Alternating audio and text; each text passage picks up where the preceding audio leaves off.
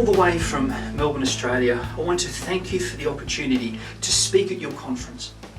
I trust that the conference is going well for you and that the cities and teams that you represent will benefit.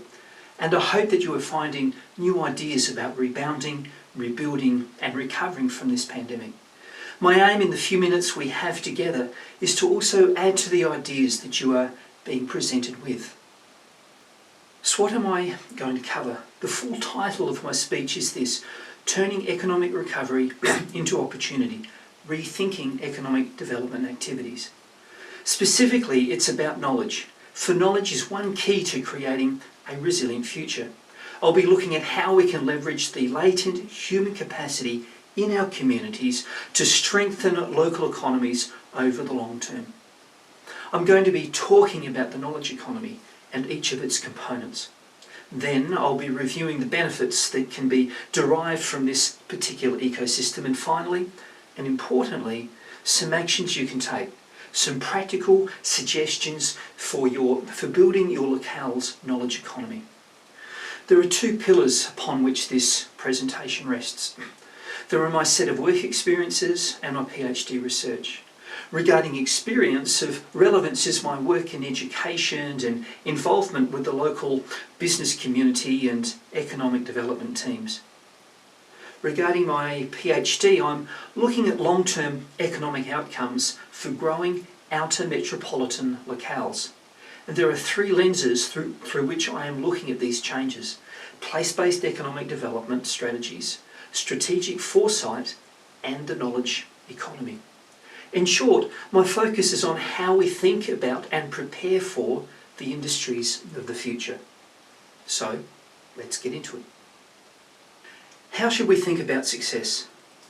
What are we aiming for? Imagine this. It is 2030 and here you are standing looking around at your city, your locale, your town, your community. You are reflecting upon all of the work, all of the discussions and disagreements of the previous 10 years, the meetings and the contracts, the advocacy, the daily routine, the times of exhaustion, the highlights of the celebrations. Looking back at 2020 from the vantage point of 2030, what does success look like?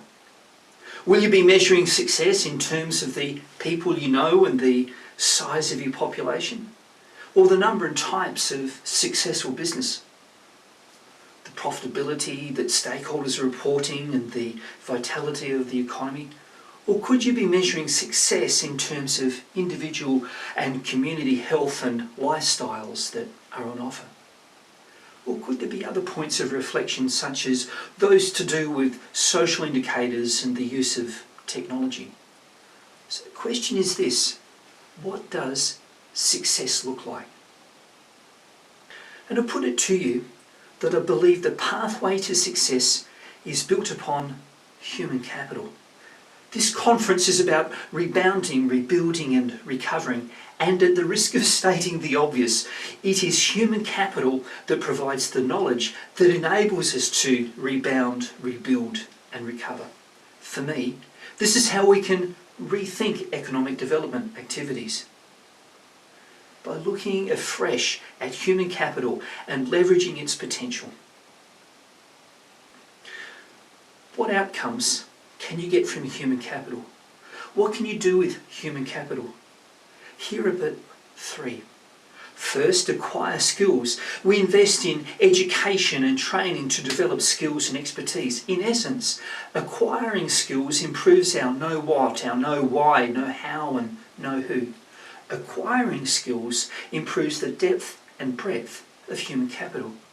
Second, human capital is used to grow innovation. Consider the four ways a business can innovate: in its processes, its positioning, its paradigm and/or in its products. Growing innovation is the return from investment in human capital. And third, human capital is used to create connections. We can understand this phenomenon using social networking analysis. We can also support the creation of connections by understanding the knowledge of the value of knowledge spillovers. This third aspect, creating connections, facilitates the expansion of human capital, acquiring skills, growing innovation and creating connections. Three perspectives of human capital. But the question is this: how can we coherently think about each of these aspects of human capital? How can we organise this complexity into a framework upon which success in rebounding, rebuilding and recovering can be built? The knowledge economy is such a framework. It is a way to frame the complexity of human capital in a coherent manner. It is an approach that can be used to leverage the latent human capacity in our communities to strengthen our local economies over the long term. As you can see, the knowledge economy is comprised of three parts: the production of knowledge, the distribution of knowledge, and the application of knowledge. The production of knowledge has to do with research. It is where new knowledge comes from. It is from this well that the health of the community and economy are improved over the long term. The distribution of knowledge has to do with teaching, with mentoring and networking. It is where we teach and are taught new things or refreshed on that which we have forgotten, where the new knowledge produced is distributed. And finally, the application of knowledge. This is where innovation occurs. It is where people bring knowledge and insights to market. It is the result of the distribution of knowledge. As many economists have observed, economic development flows from the improvements in the stock of knowledge. In the jargon, a functioning knowledge economy is the path to improving the stock of knowledge. In essence, as you know more, you grow more. As you know more, you grow more. So, let's build on this concept and start to make it practical. The knowledge economy functions best when academia, business and government are working together. Academia plays their part primarily in producing knowledge, but also in its distribution and application. Business plays their part primarily in applying knowledge, but also in its distribution and production. And finally, government. Government supports the smooth functioning of the three components separately and together as a whole. These three sets of institutions make up the knowledge economy ecosystem. Here are some observations from my research with respect to each of the components of the knowledge economy. Generally, we are good at the distribution of knowledge. We support networking events, promote workshops and even develop mentoring and coaching programs. We might strike agreements with formal education providers and industry bodies to deliver qualifications and certifications. We, the economic development community, are well practiced at distributing knowledge. Turning to the application of knowledge, what seems to be happening across the world is a growing realisation that cities, communities and locales need to develop their ability to innovate. From what I've observed, this component is harder to get right. It requires several things, including leadership, a critical mass of innovators in a geographical location and long-term support to see success. We, the economic development community, are improving our application of knowledge skills. Finally, the production of knowledge. This component of the knowledge economy often gets overlooked. While primarily located in universities, it is where new ideas and understandings are birthed. Importantly, there are two ways that university research can be used. One is where business approaches the university and asks them to help with an idea or to analyse some problem. The other way is where university approaches business and asks them to develop an idea or support a research project. In recent times, I have had a few conversations about the knowledge economy with members of the economic development community here in Australia. For at least one person, the second way that universities can be involved, that is, to be the source of ideas for business, was a light bulb moment.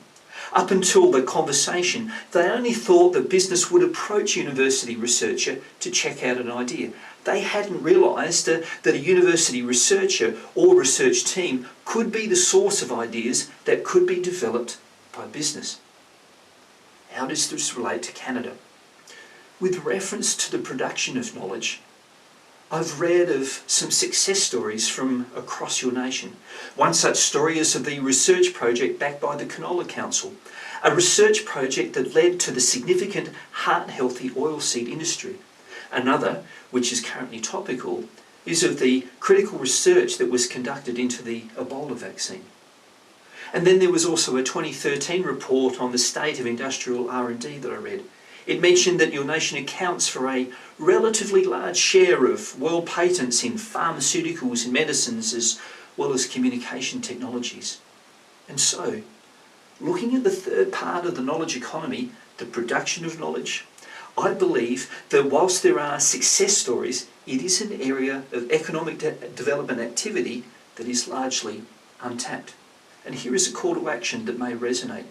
Producing knowledge is inherently a long-term process. It may take several years from research idea to commercial product. So with reference to this pandemic, it seems that if we increase research activity now, then we'll see increasing benefits over the medium to long term. An important point when you consider the returns from standard forms of economic responses to this pandemic have a short to medium term time frame.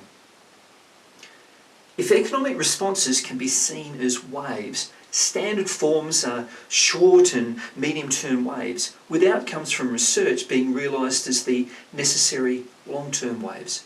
To put it succinctly, invest now in research activities to maintain ongoing economic momentum in the years ahead. Now, we've looked at the knowledge economy and reviewed its components, the production of knowledge, the distribution of knowledge, and the application of knowledge. And we've looked at the three different groups that are involved and how much they are and could be involved.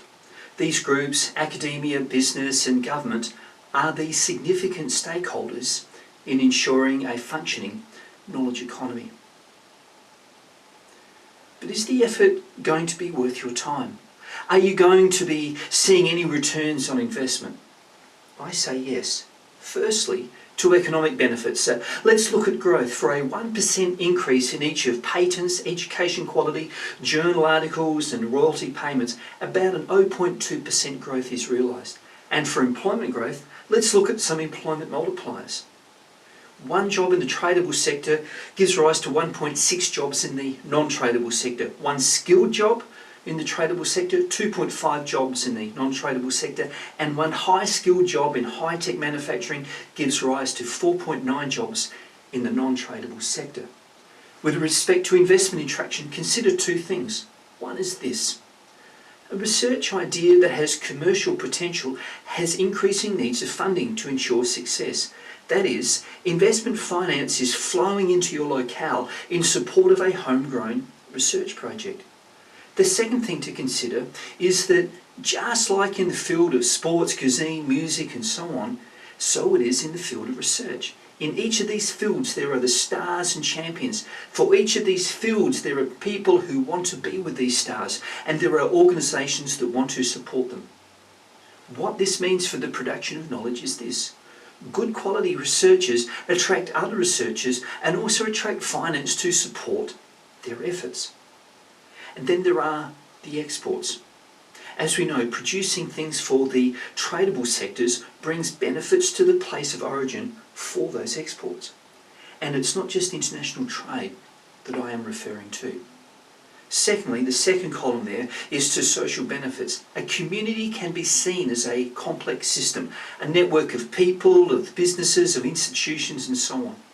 And as we know, diverse economies interlinked with a supportive and diverse community improves resilience. And another social benefit can be found in connections. By intentionally supporting the distribution of knowledge, the result is that more people get to know more people. More connections are made. And finally, those homegrown stories, those local breakthroughs based on research activity located in your community can lead to those stories of inspiration, those moments of community pride. So now I want to turn to some specific actions that you can take to improve the effectiveness of your local knowledge economy. Building on our understanding of the knowledge economy, its components and its benefits, let's take a look at some practical actions that you can start with. There are 4 sets of actions, those related to collaboration, to human capital, to governance and to planning. Each of the actions listed here plays its part in one or more of the knowledge economy components, that is in the production of knowledge, the distribution of knowledge and or in the application of knowledge. With respect to collaboration, you can set up meetings and events that bring people together. By talking with people and by getting people to talk together, you can discover resources that can be used in each of the 3 parts of the knowledge economy. And don't forget to involve people from academia or education institutions and business, as well as the government organisation you belong to. With respect to human capital, you need to see what is available. You need to understand where the possibilities for research and for bringing research outcomes to market are. The way that you do this is to understand how many postgraduates there are in your community and what fields of study they are or were interested in. In recent times, this is what I've been working on. In working with the economic development team here in my local government area, we discovered what the potential was. We have over 14,000 postgraduates in several fields including education, IT, science and engineering.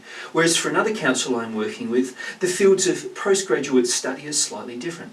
There are 4,000 postgraduates in this second locale, and the fields of study in this case include health as well as the natural and physical sciences. It's important to note this. It is in these fields of study where the potential lies. And lastly, with respect to human capital, is the quality of place. What is at your locale that will help attract and develop human capital? The third set of actions have to do with governance. You need to consider formal partnerships between, say, the local government and the local education institutions. This may start out as a memorandum of understanding. There are also licensing matters to reflect on when it comes to realising commercial outcomes from locally developed intellectual property. And of course, there is the ever-present discussion about funding, where sources and types of funding can range from government grants to local internships and everything in between. And finally, there must be a set of plans, obviously the tried and true SMART-based objectives, but where these objectives are aligned with the vision for your knowledge economy to which you would aspire. And then there is this: how are you going to measure success? Perhaps you could measure the number of joint research projects, the number of licensing deals, even attendance at research-focused networking events, or the number of postgraduates that live in your locale. By attending to each of these 4 sets of actions relating to collaboration, human capital, governance and planning, by attending to these 4 sets of actions, you will be well on your way to developing a vibrant knowledge economy. These actions will bring together the major players, business, education institutions and government, to bring about economic benefits that persist into the future, delivering economic momentum that lasts long after this pandemic has passed. The knowledge economy is a way to frame the complexity of human capital in a coherent manner. It is an approach that can be used to leverage the latent human capacity in our local communities to strengthen our local economies over the long term. What I have presented is a way to rethink economic development activities. I've shown you one way that you can turn economic recovery into opportunity. Thank you for your attendance. I trust that through this presentation I have made you aware of some ideas that can be of benefit to you and to your community. I do want to point out that I am available for any follow-up. My contact details are listed here on the screen. Again, if there is anything that I can help you with, please do not hesitate to contact me. For truly, an invigorated local knowledge economy can play a part in your efforts to rebound, rebuild and recover. Thank you.